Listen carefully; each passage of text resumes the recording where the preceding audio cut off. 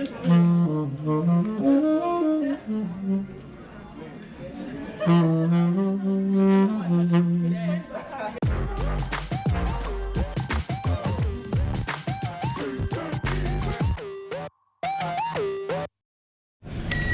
up, guys? So today starts the series of 3 events for the Afrimma Awards, which happened on Saturday, and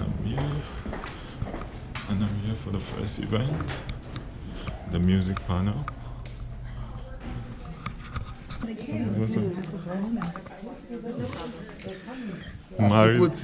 Married man himself. Asuquo television. I have Richard here, one of the panelists. Yeah, last year he was the moderator, this year is the panelist. No, I'm the moderator this year again. Oh, okay. Because they put it as if you were one of the panelists. So what's happening? What's happening? You want the panelists to take my shine, so me too I should not shine. You say you be shine, bobo. So we are here this year to see what happens this year. 16. That's normally what we do. Paparazzi, look at see a fizzy, see all the intimidation. Excuse me, sir, why are you turning your face? Can you introduce yourself? You don't put my face on. Sorry, it's too late. It's already uploading. You know when people say don't put my face, that's when I put their face. when a cameraman or a video person says he doesn't want to be seen, but yet he wants to show other people, then you should show their face.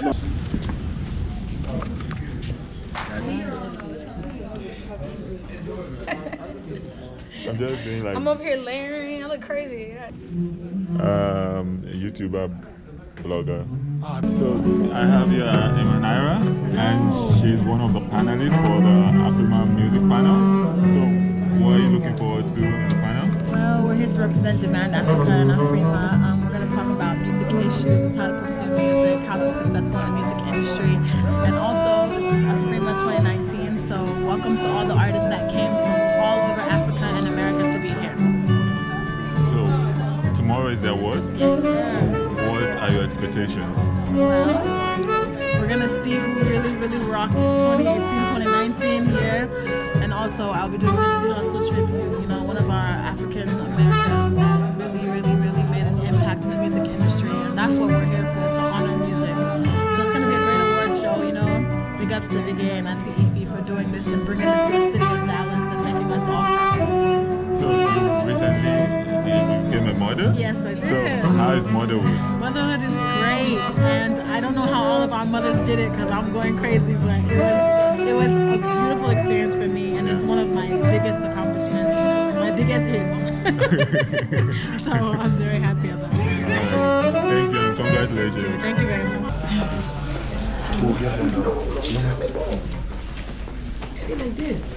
So when I was Welcome, man. Welcome, bro. Welcome. everything cool. Yes, man. We're waiting for you to come. In London, in Canada, in Malaysia, and for me, you know, I got like straight a rubber little TJ.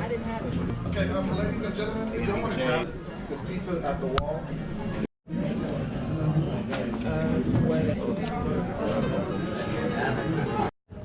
Showing in the building. What's up?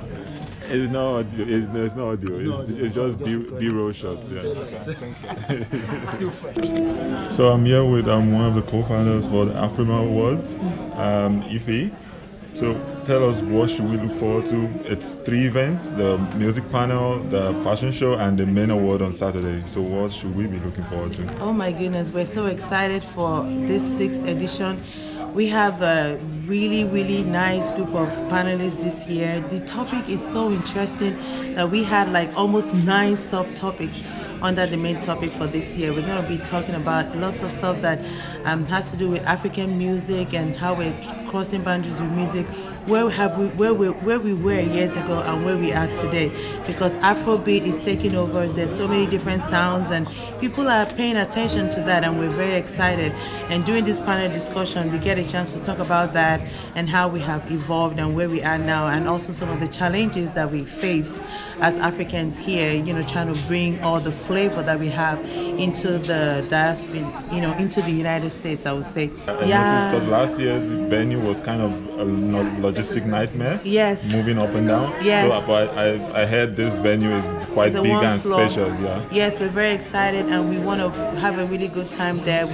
If by the grace of God we can have that as our home, like the Afrimma home, because the space is big enough for us to grow as much as we want in there. So we're so excited. Thank you guys for all of you that have supported this movement, that believe in African music and culture, crossing boundaries, supporting the artists, and just recognizing that they're valuable and they're just as talented as artists in the United States as well. So we're just excited for all of you that support, that attend the events. Thank you all so much. And we just pray that everything goes well. We've done our best and the rest is in God's hands. Yeah. All right. Thank you and congratulations. Thank you, Asuquo. You've been part of it from the beginning, and you keep coming back, and we appreciate all of you that come back as vendors, media, everything. It's teamwork, and we're all doing it together. So thank you. You're welcome. 3 songs in the last, like you said, the evolution probably in the last a year to year and a half, 2 years, out of nowhere. Money fall on you. Da-da-da, fall on you. Yeah. So it comes on the radio and it stands out, right? But it also fits in. And so people call and respond and say, hey, what is that? That's new. Well, I like it. Keep it up. There's a girl named Poison Ivy. A lot of y'all know DJ Poison Ivy. Yeah. And she's always pushing records all the time. Sway Lee and Drake did one. And there was another one that came through on the radio. But it's just cool to see the new flavor, man. There ain't nothing like putting more flavor on the sauce, and anything we can stir up with it sounds good, it runs with it. And it sounds good on the radio, so I can't wait to see what else breaks that, that glass ceiling to make it on a mainstream hip hop, on a hip hop level. Face, you are one of the pioneers of this movement, and you've put in plenty work into the movement. How would you evaluate the growth back then when you started up until now? Yeah, hello everybody. I wish this was happening. It's happening now. It's good, but I wish it started happening a long time. It's been a long time coming. It's long overdue for me, if you ask me. I think African Afrobeats is music that has everything, every element of every kind of sound you want to think of. Is an Afrobeat, and that's what makes it very, very universal. That's what makes it very, very Nigerian, and African. For me, I'm happy to see this in my lifetime because when we started, the movement. It wasn't even me I wasn't part of the people that started it, but I'm part of the people that came to amplify it. And when we came into the game, it wasn't even thank you. It wasn't even when we come out this way. People they look at it like there was no interest, so to speak. They wanted us to change our sound. They wanted us to switch from that style to something that the people here can understand. And we were like, nah, we can't do that.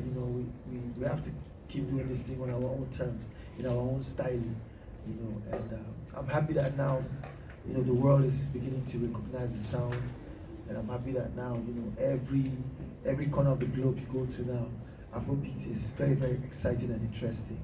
So right now I'm here with Rudy Mutombo, right? Yes, yeah. Rudy Mutombo. And you were here for the music panel last year?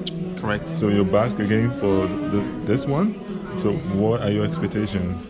Well, something better than last year. I know Afrimma is supposed to be better and better every year. This is my 5th year actually. Oh, nice. Actually 2015, 16, 17, 18, 19, so number 5. I hope to meet great people, network, inspire some people if I can. So you're also part of the panel this year also, so what will you be talking about? Well, I'm going to be sharing what I know, my knowledge. I'm going to emphasize on my book that I just wrote. I'm a business coach, so I'm going to be... So if you don't know, he's an entrepreneur and also a writer also, and there's the book. Yeah. So, what inspired you to write the book? Well, really just answering questions that everybody asks every day. You know, we wake up every day, we realize that we want to do something more than just going to work, exchanging your time for money. I'm teaching people how you cannot stop exchanging your time for money, but now having money work for you. You know, just taking your talents, like those musicians, those artists and stuff, and turn it into $1 million business, you know, where it's generating money for you while you're sleeping. As somebody that represents the Francophone region, how would you evaluate the evolution of African music into mainstream sounds that is currently going on? You had Salatiel on the Lion King album, and with production credit, bringing sounds from Francophone Africa onto that album. I'll answer this question as a businessman. The change that's happening now is not surprise. I think I said the same thing last year here. Africa is the root of all things, and it is also the future of everything. What's happening right now is not surprising me at all. It's just a matter of time. As a business coach, I get to encourage people all the time when they don't see results right away. I tell them, remember one thing. You know, it only takes a few hours to make a Toyota, but it takes 3 months to make a Rolls Royce. You know, so it's gonna come. We just need to be persistent. We need to be patient. We're gonna see it happen. It's happening now. There is a role that each one of us need to play into this, and we have to promote the music. We need to promote what's happening right now. We need to encourage, you know, what's happening, and keep pushing it. Of African sound in mainstream music. We've taken over, and for me, I think it's just a matter of having the right people in the right corner. And I think the world knows that we are taking over, but they don't want us to have the credit.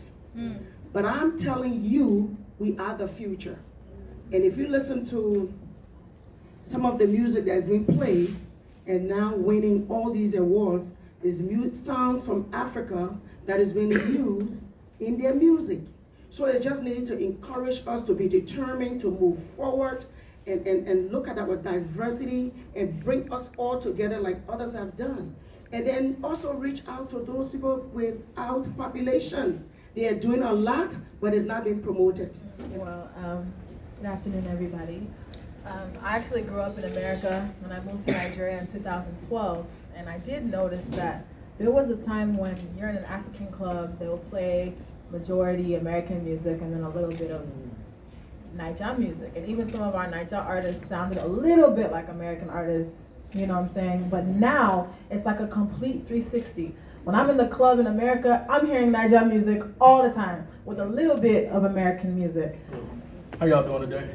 All right. So for me, being a black man growing up in America, my take on it, being a music producer, 2-time Grammy Award winner.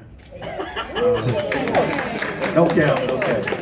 But seriously, I think for me, it's been a great experience to be able to finally learn, you know, the African culture as a music producer. Growing up here, it's really beginning to take over the industry, the mainstream, you know, industry here in America. Like, you know, like everybody's been saying, Drake, a lot of the major artists are now taking from that, you know, from that sound, that culture, and they're like a lot of the requests I get from the record labels here. They want Afro beats. They want that African culture. You know what I'm saying? That's what they're requesting from me, people like myself, to produce. So right now I have Richard Iroko, and he's one of the people in charge of making sure that everything at Afrimma works smoothly, and he's also the moderator for today's music panel. So, Richard, you were the moderator last year, and you're also the moderator this year. So what should we be expecting this year, and what are the topics covered? I think this year you should expect some good and interesting convo about African music. This year we're talking about the evolution of African music into urban sounds and into world music. We look at the progress that has been made over the years, and we have panelists like Two-Face, Nyra, Slick Music, Cat Daddy, Rudy Mutombo, and Kelechi, and A&R from Columbia Records. So it's going to be like an interesting discussion, and you can't afford to miss this. Okay. So, moving on for tomorrow's awards, who are the people lined up to perform, and what should we also be expecting? Expect plenty of fireworks, trust me. have a huge stage. The artists A new have been venue rehearsing, also? a new venue. The dancers have been rehearsing. We have people like what's it called? Pharaoh, Lisayaro, Rema, Zlatan, Fali Pupa, Omi Dimpos, Akoti. It's a whole lot. Like you can't just afford to miss it. All right, thank you. You're welcome. The first question, not really a question, the statement. I want your take on that. Then I want to ask you, do you think there's a current scramble for African sounds? Yeah. You look at all these big labels, Sony, Columbia, going to Africa, having offices in Africa. Okay, so hi everybody. How's everybody doing? From here, my name is KC. Foreign collection for my Nrya in this place. But yo, it's crazy being here. First of all, because I grew up listening to Cat Daddy. I grew up trying to seem like Two-Face, you know. Trying to make it sound old, man. I still feel pretty young myself, but I feel like everybody here is just that, you know, it's beautiful to see Afrimma and something like this being in existence, because it means that our music is important, it means that our culture is important, and we're all starting to see it. And it's going to be us who are the purveyors of this information, and the purveyors of the power of this movement to the rest of the world that we're going to encounter. I think that African music is definitely breaking into the mainstream for a couple of reasons. It is inevitable that we all come from Africa, so eventually we're all going to get back there somehow, you know? Start with the music, start with the culture, the clothes. You start to see a little, you know, rappers rocking some African drip. You started to see like Migos go to Nigeria and do a big show there, and then videos and show the videos here, and people get excited. You know, there is a congruence amongst us all that we are all starting to just acknowledge. Music industry is trying to take the African sound, or genuinely wants to go with the movement. Wow, I think they're trying to cash in. You know, it's natural for every business. You know, we don't have very strong record labels in Africa, record companies. So you see, it's just like a case of baboon walk, monkey come and show. So you see, the struggle has been there. The recognition is coming up now, and now you see the Sonys, the Universals. They've come with big money, investing big money, and they have you know, levels across the globe. So they are making the big money out of Afrobeats right now, you know. And it's I mean, if you see what they give to the artists compared to what they make, it's, you understand what I'm saying, you know. So I think, you know, we need a more organized structure in Africa, so we can be able to position ourselves in a way that we're going to be the major beneficiaries of the movement. You feel female artists can tap into it, and, you know, female African artists, that is, and get better recognition for their work? Well, I can see in America that, you know, I'm not going to say it's easy to work with a female artist, but here in America, I see that it happens more often. Even female artists to work with another female artist, you hardly see it. So once we learn to, you know, really tap into the fact that female artists have a voice. We have a very important voice. We have a very important part of, you know, I worked in a label for years, and, you know, when we're all in the studio, you know, I'm doing the background vocals for almost every single track. Then when we perform, I'm performing my set and then singing the background vocals on another set. So it's like, we're definitely there, we're definitely represented, but we need a louder, we need a much louder representation, because we're there, we work just as hard. In fact, we don't get paid as much as men do, but we spend more money. We gotta buy the weave and the makeup and the lashes and the clothes and all of that. So I'm saying, you know, we take work more time to get ready. We have a lot of maintenance, you know. Oh gosh. So it's like we are just as relevant, just as talented. You know, you see the Beyoncés and the Rihannas, who are like some of the biggest artists in the world. And then in Africa, it's not like we don't have them. We're here, you know, we're there. But we need, you don't see any major label in Nigeria that's pushing more than one female artist. You don't see on the festivals, you'll have 30 artists and you'll have 3 female artists out of a 50 artist lineup. And we're there, you know. Maybe we don't have the right management, or we don't have the right, I don't know, but you can look on social media, we are there. It's on American radio. It's gonna happen. But my question for y'all is, I know in hip hop music, there's a real thin line between like being hot and being underground and being on the edge. And then once you get to another level, a lot of people will say, oh, he's sold out, or he's not the same. Do y'all have the same type deal with the Afro? I mean, is it the same deal? Because, you know, when you talk about getting to the next level, like, this is the fun time right now. You know what I'm saying? Like, putting it together. Where do the pieces go? Who's gonna be the boss? Who's gonna get this? How do we put this together to where everybody is, you know, a part of the movement, everybody gets taken care of? And I think, you know, how do you get to the next level? This is it. There's no other way to do it than, hey, we're here now. This is what we have. This is what we've seen. This is what's working. How do we get bigger? How do we get better? And then how do we keep from going too far to where it's, oh, no, because that's what happens when hip hop artists trying to get it. They're trying to make a move. They finally get it. They're like, oh man, you sold out because you did a Sprite commercial. No, I'm serious. It's like, yeah, you know, I remember when I was coming up and hip hop was like the new thing for me. If my little sister was asking me about a song, then I needed to get on something new because I wanted to be ahead of, like my little sister asking me about this song, like, or my mom, like, no, I need to get more raw. I need to get more underground, more. And I think if you blend it too much, then there is no underground. Our fans are very raw.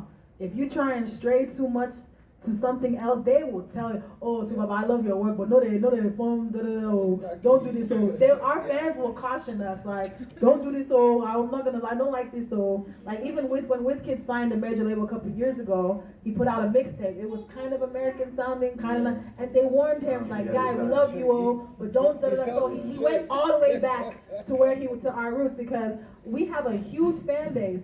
And our fan base they don't accept nonsense. Like, they're not gonna just love you just because they love you. No. If you put out trash, they'll tell you this is trash. No, we don't like this. We don't want this. So they'll even tell you in person at the concert. Nobody told you that.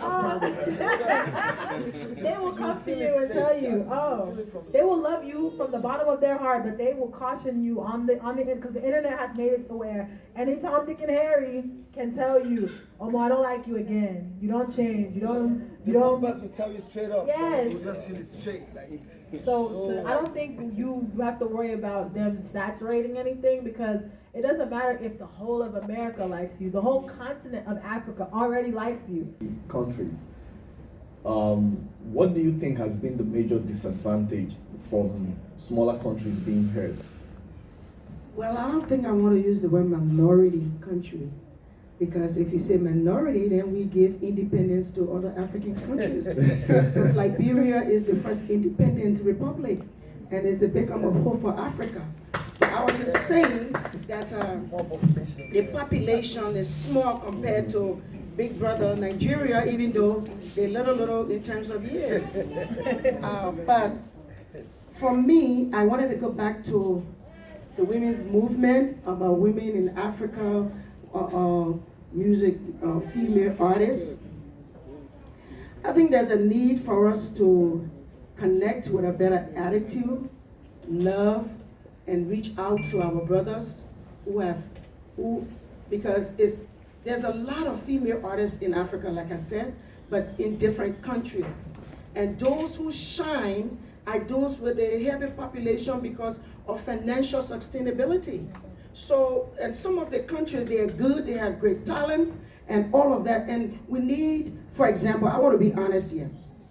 If you watch my video, you will not see a girl that does not have on her clothes, pants. The people in the video are well dressed from an African authentic culture. Nowadays, in the mainstream, you need to do it like the other people. And so it's not going to sell because you're not showing whatever your mama gave you. So when you're not showing what your mama gave you, nobody wants to listen. But they're not listening to the content and the lyrics and the background for where you are speaking from an authentic cultural perspective. then we need to reach. I went to Nigeria. I come from Liberia with a population of 4.5 million. I went to Nigeria. I met with Omaomi. I did music with Omaomi. I did it with Yami Alade. Flavor, humble servant. Flavor was very sweet. He put me on the stage. I don't have the population, so I crossed over. We need to network. We need to connect with African Americans. And then instead of saying, oh, they don't like us or they don't believe in what's happening, and share the value we have in our culture along with the African Americans. Like the producer, I'm going to be on his back. Listen, I want you to listen to me. It might sound like, it might not sound like what you want, but if you listen to where I'm telling the story, you will appreciate what I'm doing. And then this revolution can't stop here. Afrimma needs to continue. We need to support it. Maybe you reaching out to big names, but go to the little countries with the small names, you might just get very successful. At Columbia Records, but labels are, I mean, in respect to what everybody's saying, like labels are made up of people who are fans or creators at one point and want to have a say in what's happening next.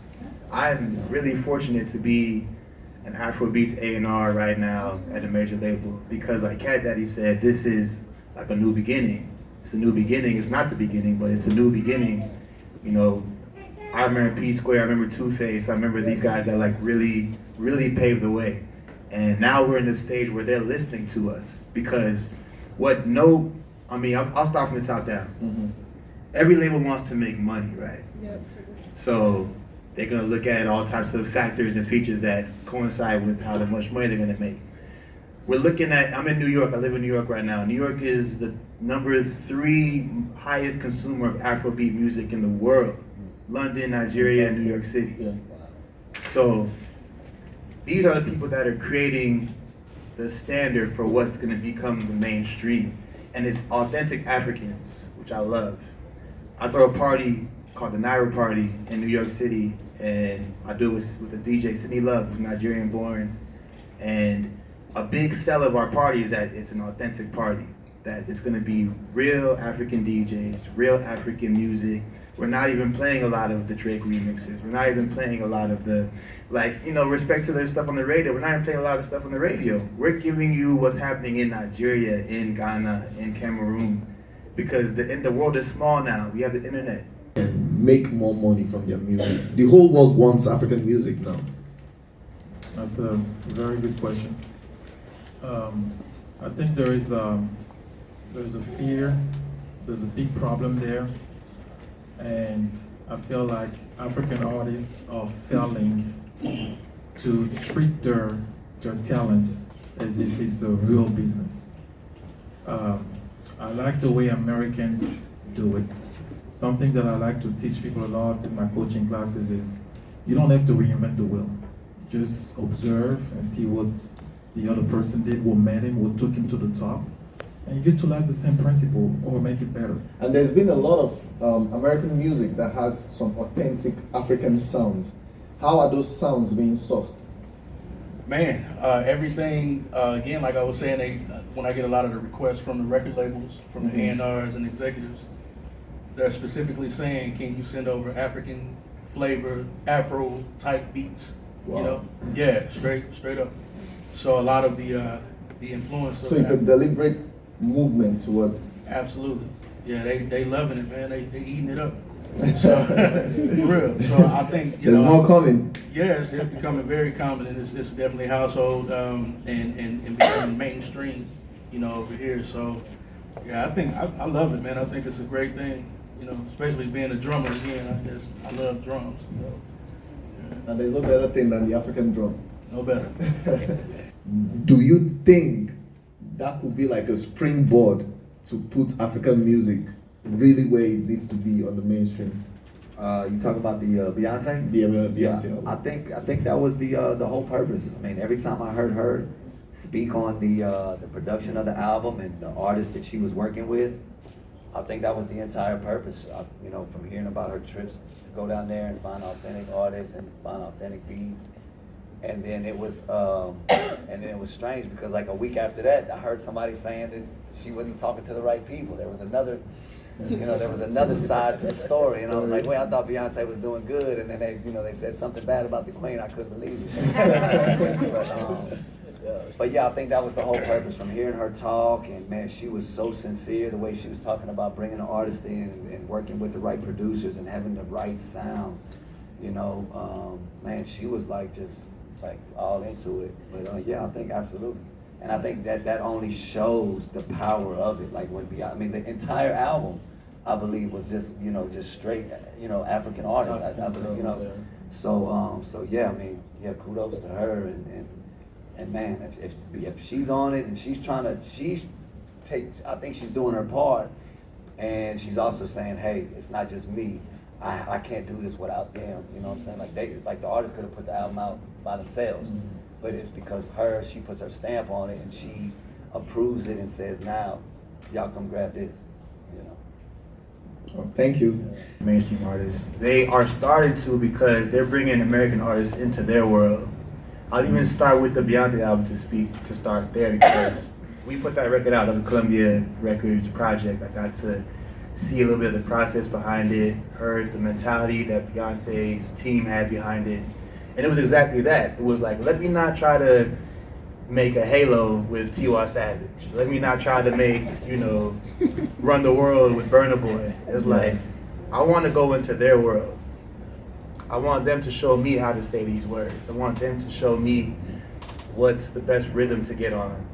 Because, we're at a place now where Americans can't stamp African music. That's just a fact. The label cannot stamp African music as authentic. Radio stations can't really stamp it. What they can do is present it. We need them all because they are the platform. But the stamp's got to come from the continent. You don't see African songs blowing up in America and then blowing up in Africa. They blow up in Africa first, and they go to London, they come here. Like, they need that stamp. Afrobeats put out an album, and it's got a T-Pain song on it. It's really dope.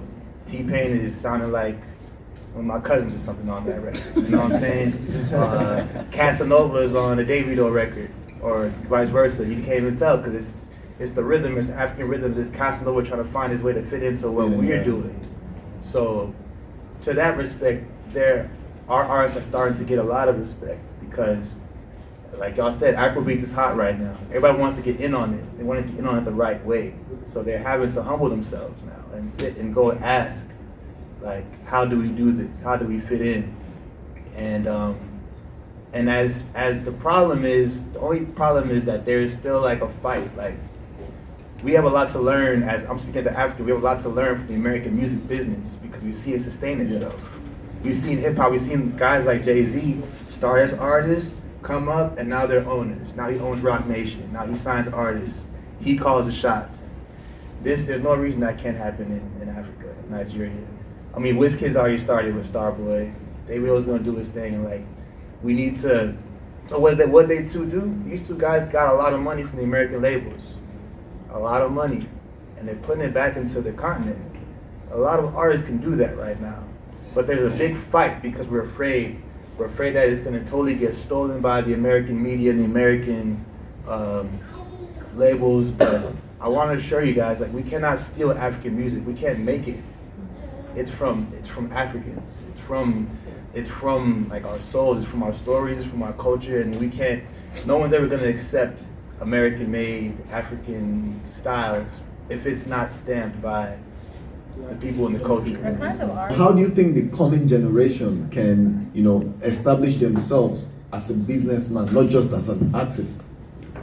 Yeah, I think Mutombo already said, the basics of all that. It just takes the right team, the right head. Think about, how to make your money work for you. It just depends on, on the team. Because sometimes you say these things, but in the heat of the moment, the fame, the money, it gets crazy sometimes. You just want to Just get lost in just it. get lost in it and just enjoy yourself and think that it's going to be like that forever. You know, and that is one of the very, very unfortunate things that happens to young people that come across fame and money. You know, and so I think, you know, it depends on the team and, you know, the person's head, you know. So you can say it over and over and over and over again. It's just like when you grow up for us, now when your father they tell you some kind of things. To you it's just like, oh man, my daddy is stressing me again. Yeah. Oh, my mom is always worried, oh, you know, but you know, most times these things are facts, true, because they've seen it out of experience. So we're still going to keep hammering it, keep saying it, learn from my mistakes, don't do this, don't do that. Make sure you invest your money, make sure, you know, you keep your head straight. We're going to keep saying it, and you know, I mean, as much as we love to keep saying it, as much as we wish that everybody listens, you're still going to find some people that still make the same mistakes over. So Richard, you know, I just wish everybody the best, man. It's hard in Nigeria because in America, when you're a successful artist, you have labels that are paying your rent, you have labels that are fronting you money. In Nigeria, if you make 10 million in one day, that 10 million is going to your rent, your gen, your family, you don't have that, you know, invest mindset because you cannot put away that sum of money. You can't put 10 mil in the bank when you have 20 mil bills. Yeah. But I think it all still boils down to the lack of proper structure. We don't have it. We don't, and as an artist, it doesn't matter how successful you are at the moment. Everything not seasoned in Nigeria. You can make 20 mil one Christmas. The next Christmas you can't even make 500K. Most of the biggest songs from Africa are songs that tell the story of, oh, I struggled from this, oh, I want to get money. Yes. Is it the same way in the mainstream, or is it because of Africa's peculiar history? With what? With struggle? I didn't say that. I got you. I pull out the words for you. Two-Face, you want to take it first? No, I think this was for you first. Okay. I'll say, man, before I even was hip to, well, my first Nigerian music exposure was Fela. And Fela's music was about everything. You know, it's about struggling with the government issues, struggling with, you know, bleaching, struggling with whatever. Like, but it was also an empowering perspective that he took. Like I took, so I mean, I say that to say that I don't think that struggle is like a particularly African thing that is a trope that we embrace in music. I think that's everything. We love a rags to riches story and everything. In a movie, in a reality show, and like, you know, American Idol. You're like, oh, you know, I came from nothing, I was this, I was that. Like, it could be a white girl. Like, we love that story from every piece of entertainment, I think. I think in Africa, it's a little more, in Nigeria in particular, it could be a little more visceral because, you know, our struggles and some of our issues are intense, you know, as compared to what we hear in America, maybe some other countries.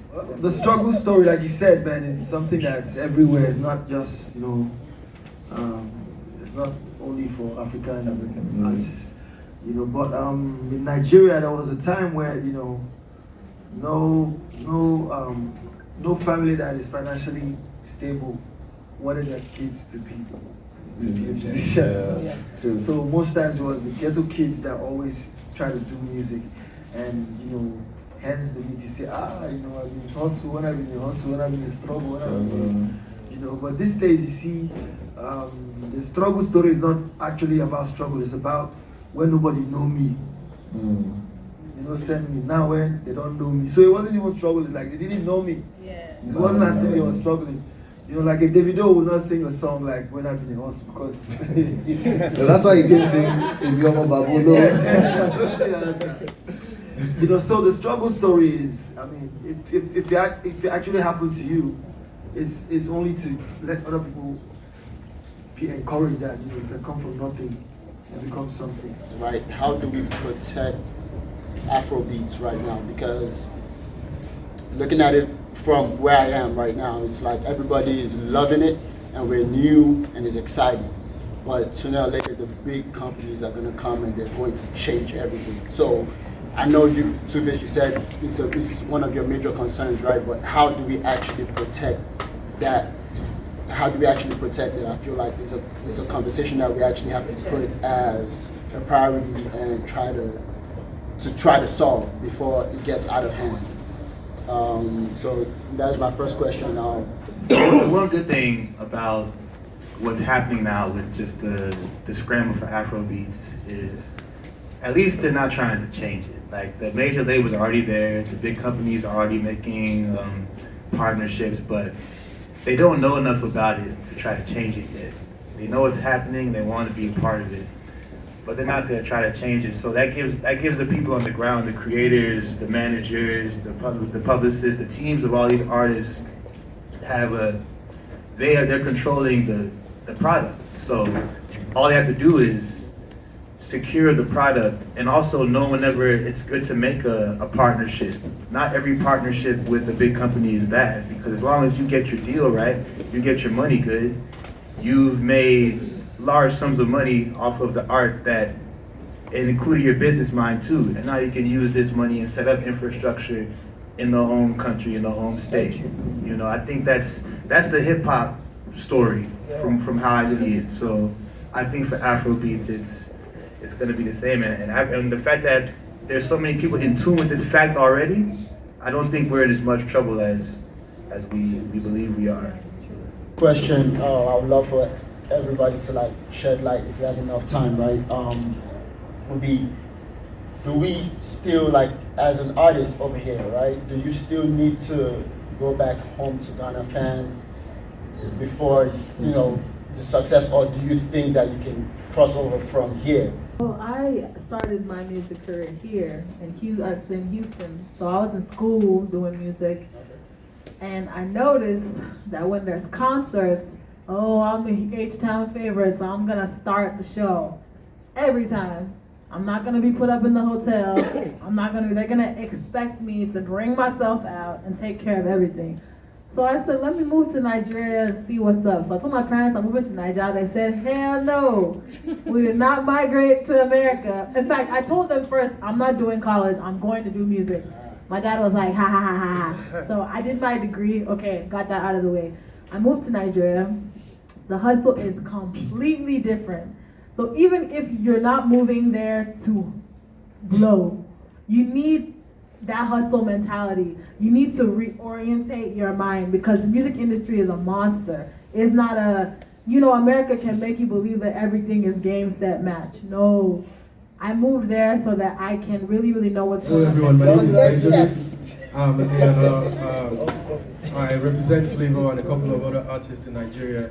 I'm also a music producer as well. That question it was partly answered by Mr. Kenichi, if you guys were listening earlier. Music is meant to be consumed. First, you need to understand that when you're a musician, you're not supposed to be looking for markets. Music is like water. It has to be consumed. Having said that, music also needs proper stamp for it to really get you that solid traction that you need. Stamp, using his words, stamp meaning you need a solid fan base, natural, organic fan base. Oh, BK. Our president is in the building, so.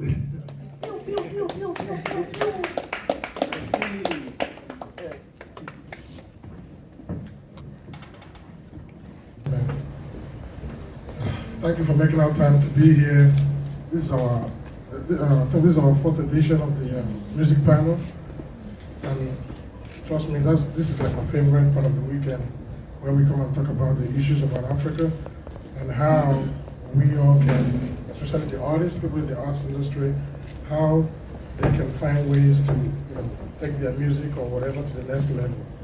And in 2019, you guys we all have experienced that shift, how the music of Africa is painting a different picture of Africa, how our music is leading the world to Africa, and that is worthy of celebrating. This year's edition of Demand Africa presents Afrimma Music Panel. Thank you very much to all the panelists. Thank you to the media. And thank you to all the people in the audience. See you again. So I'm here with Two-Face. We're live in Dallas. So Two-Face, can you tell us how do we connect music from over here to down there in Africa? Well, thank God we have the internet. So I think that's the easiest way right now. But apart from that, you have to deliberately look out for the people that you want to connect it with and deliberately send it out to them. Any means necessary, any media necessary, any medium necessary. So I think that's just straightforward. So you'll be at the Afrimma Awards tomorrow? Definitely. So what are you looking forward to tomorrow? A wonderful weekend, man. Creative, good music, fashion. Will you also be performing? Africa in the building. Nah, I'm not performing this time around, but I'm looking forward to all the performances. I will enjoy myself, All right. Yes, sir. Thank you very much. Thank you.